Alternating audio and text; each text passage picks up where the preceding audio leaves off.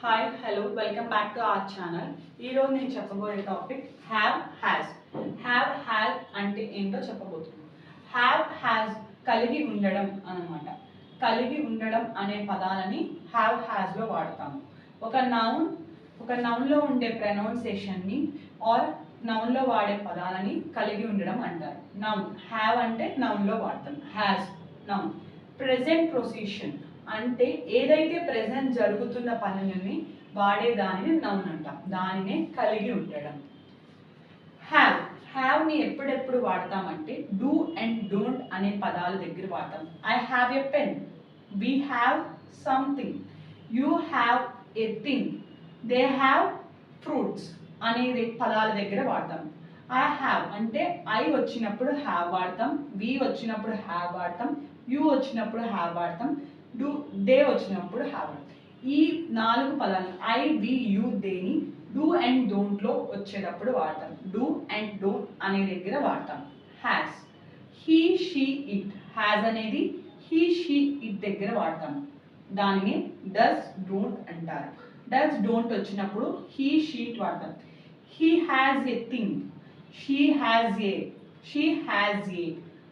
It has అనే దగ్గర has have వాడతాం. For example, we have so many problems. We have problems. For example, we have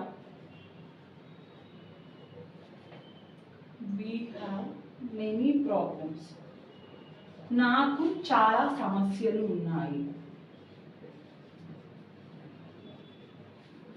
ఇక్కడ have we వచ్చినప్పుడు హ్యావ్ని వాడతాం. We have many problems. నాకు చాలా సమస్యలు ఉన్నాయి. You have a pen, you have a pen అంటే నా దగ్గర ఒక పెన్ ఉంది, నీ దగ్గర ఒక పెన్. యూ ఇక్కడ యూ వచ్చినప్పుడు హ్యావ్ వాడతాం.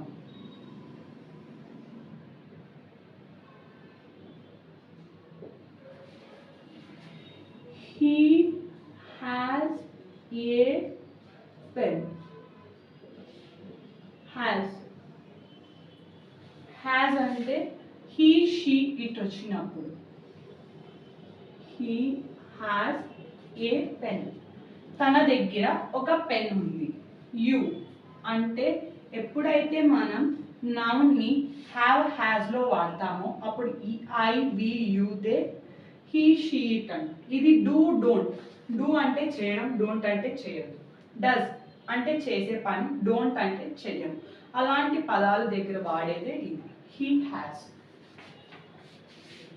Thank you so much for watching.